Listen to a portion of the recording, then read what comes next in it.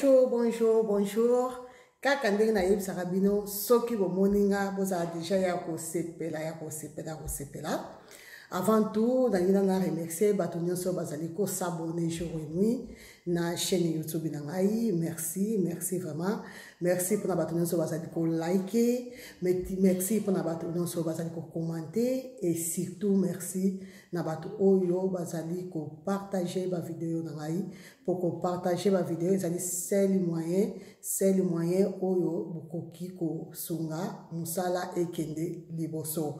Merci vraiment. En tout cas, vous continuez ko liker, vous continuez ko partager, vous continuez ko s'abonner, vous s'arrêter. Na bato oyo bazali ko s'abonner te, bato mingi babenga kingai, Olga tozo ko s'abonner te. Soki ozali ko s'abonner te, eza peut-être pour na email adresse te. Avant de s'abonner, il faut uzala na email adresse bande ko ngai. Uzala formula d'abord email adresse, après de ko s'abonner. Soki ozo ko s'abonner directement te na ba vidéo oyo na partageaka na WhatsApp ou na Facebook. Okoki ko kende na YouTube, obeti youtube.com, après obeta likolo, obeta Olga Beauty Bakulaire ndekunanga soki obeti Olga Beauty Bakulaire nde okomona ba vidéo nanga nyonso et puis okoka ko s'abonner. En tout cas, merci beaucoup bande ko ngai. Bosengaki Olga sala vidéo sans maquillage. Ça là surtout ba vidéo ya soin de visage faut ça sans maquillage ngaye bande ko ngai bosomona ngayo bande ko ngai lelo na yo kelibino ngala yo kila kabino kaka so bodobi Olga kene mwa malembe lo ba mwa malembe na yo kaka sikoso na yo ki na sa sans maquillage nde bosomona ngaboye o eza tatouage na beta eza tatouage no marate tika bongo de bela donc na sa sans maquillage bande ko ngai donc lelo na yesu ko continuer sur collaboration aloe vera en tout cas ma bébé na London moi bébé. Merci pour notre conseil, merci pour l'annonce. Merci Sergine na Katia France. Merci beaucoup ma belle, que Dieu te bénisse. Lelo bande konangai na yesu ko continuer sous collaboration aloe vera. Bande konangai vidéo asuka na laksaki ndenge nini okoki kosala masque ya aloe vera na yo et na lobaki okoki pe kosala comme gommage. Lelo siko na ye sikoyo pona gommage na biso bande konangai yango na ye kosala lelo. Kaka ndenge na lobaki bande konangai donc na ye sukozwa aloe vera na ngaboye déjà oyo nakataki bande konangai likasa oyo ndenge na yebisaki bino so bokati boye bobwaka kate bande konangai donc na ozwa siko likasa na ngaboye na ozwa kadisusu huile essentielle bande konangai huile essentielle na ngai yango oyo déjà la sabino côté ya français oui yango oyo huile essentielle na ngai yango oyo na somba kaona pharmacie bande ko ngai na kati za la kaboye goutte moko bande ko ngai deux gouttes maximum de coquille so tie boye après c'est koyo ngai en tout cas toujours comme dans un salon ngai la hygiène bande ko ngai hygiène c'est très important so qui dans un salon en tout cas na otia boye comme dans un salon na otia boye pour na ko baby sa salon te et tout donc na so siko likasa na boye na bande ko otia boye otia ndenge na lobaki ntango ozogome elongi na yo ndeko na ngai zwa temps ya kogome eza totie kaka boye pampampa otie esili non zwa temps ya kogome bandeko na ngai contour ya lisu ya misu na yo contour azie contour à misu bosimbaka te faut vraiment faut faire beaucoup d'attention boya pe awa kaka boye na se ya misu bandeko na ngai na contour bosimbaka te.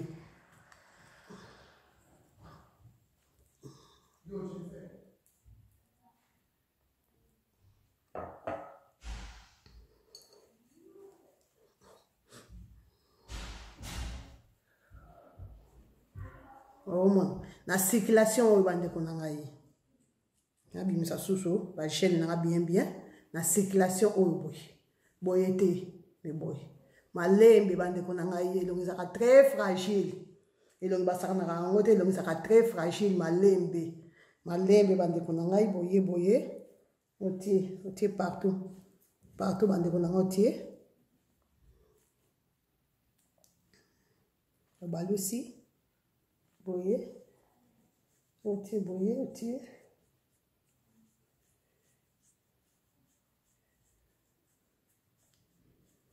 ese awa bandeko na ngai aloe vera oyo eza ba miracle moko ya kosakana te eza plante moko vraiment nayebi kutu te bandeko donc nzambe na bolingo na ye eloko nyonso oyo otiaka na elongi lukaka otiaka yango mpe na kingo na yo lokola nga boye nazoya nango tina kingo malembe bandeko nango oye nango boye tina kingo oye nango mpe boye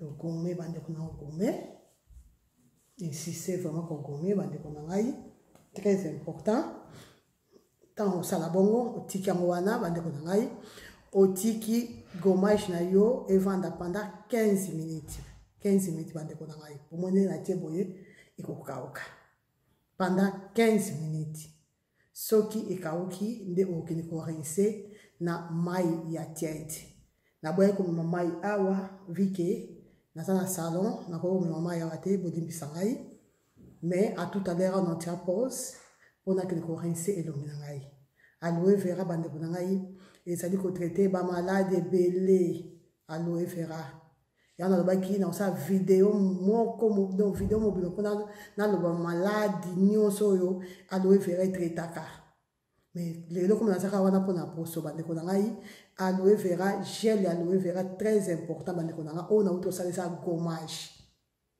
masque yango nani tosangisaka na bamiel na bamakambo mosusu ndenge nauti osala boye eza gommage très important mpona bato oyo baza na batache na babuton bandeko na ngai soki olingi kotraite tache na yo na bouton salela aloe vera landa conseil na ngai surtout kobosana huile essentielle oyo te ya te eza huile essentielle ya ti na lingala ya te mpona bato ya français huile essentielle ya te oyo somango na pharmacie bandeko na ngai très important soki nasalaka ba vidéo na ngai sans maquillage te eza po suivant ba vidéo na ngai nasala suivant soki nalingi nabima e mpo nabima bandeko na ngai naza kami mwasi faut quand même abongisa elongi na ngai faut nabongama nabimi nde so bomona nga toujours na maquillage mais po bato mingi babengaki nga bayebisi nga keno olga asala sans maquillage po boye bato bazokanisaka ete na yo eza mabe peut-être bato bazokanisaka oza na batache obie babuto obombaka na se ya maquillage te bandeko na ngai ntango nalobelaka makambo ya poso bandeko na ngai déjà mpo nazwa décision kolobela poso eza mpo naza sûr ke poso na ngai eza bien na ndenge mabe te naza na tache te ndeko na ngai bozomona bino moko naza na tache te oyo eza tache ya malade oyo tokomona nini malade esalaka bana wana babebe varicelle yango nde etikanga tache awa na katikati dongo ata nasali ndenge nini ekolongwa te mais naza na tache te naza na bouton te bandeko na ngai kutu namonaka sans maquillage naza so plus clair susu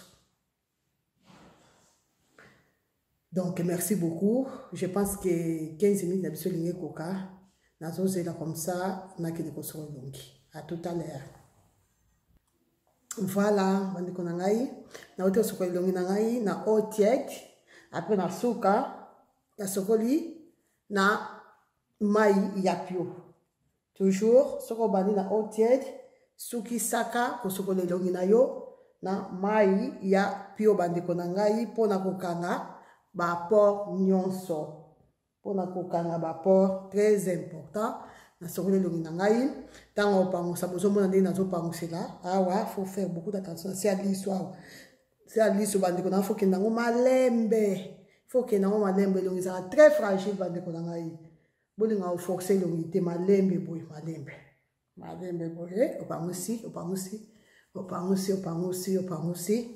esili nango ntango osilisa bongo bandeko na ngai mpona bato oyo baza na tache te mpona bato oyo baza na babouton te soki osilisi boye bandeko na ngai bolandaka très bien wana mpona moto oyo aza na tache te oyo aza na bouton te mais alingi quand même embellir poso na ye na aloe vera ma copine Blandine je te sali, nazara soki kaka na dobi mo, soki kaka na dobi ke kwa mbeli pour son kansara toujours yo, ya lingaka za soma lingaka toujours kwa mbeli pour son aye. Donc pour na monto oya kaka kwa mbeli. Donc après ce que ko le na yo na eau tiède et puis na suka na maya pio, o so siko huile de coco boye, soit huile mosusu, mafuta no elongi ou hydraté pour son très bien, mafuta wana il faut mafuta hydratante ou hydraté pour son très bien. Siko pour na bato oyo bazana ba bouton ba tache bande ko na ngai ta na uta ki pays moko c'est Mireille je te sali to zakina na zakina c'est Mireille to uta ki pays moko donc bangungi bande ko na ngai ba swa ki ngandeti na film ba swa ki biso na ye moko pe ndeti na film moi c'est Evanja ta la kaka moi c'est Evanja d'autres me connaît la chance zambe merci moi c'est Evanja c'est Mireille ma Mireille je te sali. Hier, avec aloe vera. Aloe vera, bande qu'on a très important, bande qu'on a eu. Des moyens sur la kibiso. Retour, na ngape boye. Na continue toujours aloe vera, aloe vera, aloe vera. Ce qu'on prend na battage. Na sa kindeni. Pour battage, on a nous oublions au boye biso bangu basuyo. Batikara après batikara tikara tâche ba bouton na mike sur salio après ekotiko toujours battage. So na sa kindeni nini pour battage nyo c'est la ngabande qu'on a eu. Après qu'on se les longues, ça dans aloe vera donc beau sanaté. So si on les longues très bien. Après qu'on se les longues bande qu'on a au côté huile hydratante. Mais on a besoin lotion na yo. Lotion et ya kana mama boye, mais vu que ça ramon la ni mo mulai na tia ka se ko awa na ko tsa o ya na ko tsa mo awa boye. Aussi au pomper boye bande qu'on a pomper papa. Pomper. Allez, oye si ko bande ko tia bande qu'on a bande ko tia.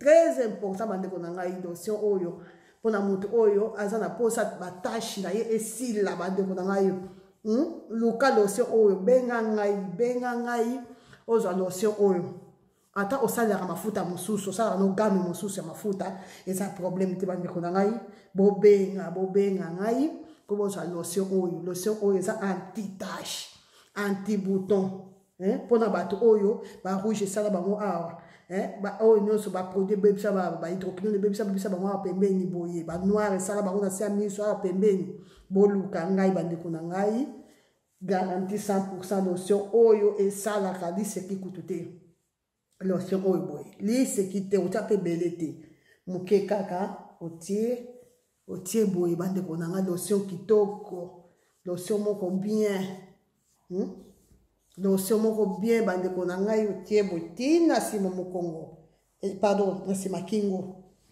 de ki sa lotion bande ko ngai partout nyonso o tiaka ne longi na yo lukaka otiango pe na kingo na yo bande ko ngai po kingo na elongi ça toujours une forme bande ko ngai soko sali bongo otiki e kauka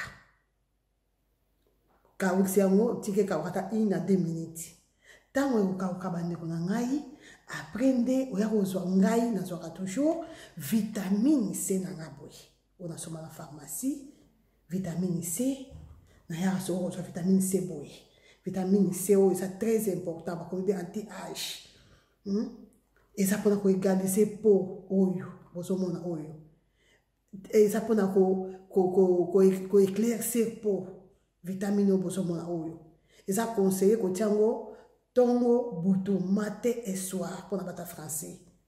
C'est très bien pour nous égaliser pour yo vitamine C et ça pour nous égaliser teint. Très important bande ko nanga yo. Ndé dans so nanga dégoûte ya pamba bande ko exagérer te.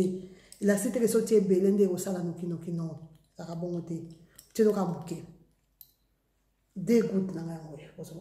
D. Silibo da kangi. Tiwana, c'est boye.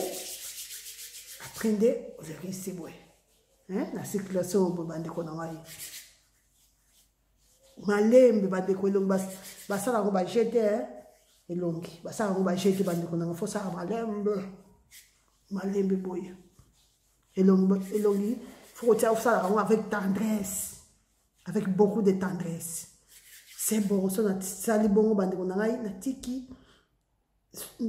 Après, juste avant d'abîmer bande ko ngai nazoka siko mafuta na ngai elongi ya tongo na tina na elongi na bibi na ngai o makambo na tout ça ça na tongo sport na ba bouton na batache lokola boye na sasu na tache te na su na bouton te na tongo na sala ngo lisusu te na tongo na sala so aloe vera te na commencé à l'aloe vera 3 fois na semaine bande ko na 3 fois mais na sala ngo susu comme gommage te na commencé à ngo comme masque 3 fois na semaine mais comme sous la semaine nous soupe na sala 2 fois ba semaine nous soupe na sala kaka une fois ça dépend il y a résultat na lingi il y a eloko na sala na lingi na ngai pour na ba fête masque na ngo ezali na kolobela ngo ba vidéo mosusu ceux qui par exemple se préparer fête masque ni no ko salela ça ba masque ko salela ba ndeko na ngai yango so mona ba gommage ça ebele ndenge na ndenge ba masque pe ça ebele ndenge na ndenge et ça pour chaque masque ça a importance nango donc le na sukia wa bande ko na ngai merci kaka ndenge na dobaka mutu oya ça na problème oya kutamina problème na minute oyo le deux dimanche bobo sana teke seli mutu oya pesa la solution ezaka nzambe oya fandi bisika bileki kolo tia elikana pa nzambe ye oya tika bana ete ako yanola yo na nyonso na problème nyonso oyo sanango ako pesa yo solution pe kimia. Merci, bisous, bon dimanche na ba to nyonso. Bisous, bo s'abonner bande ko na ngai, bo s'abonner.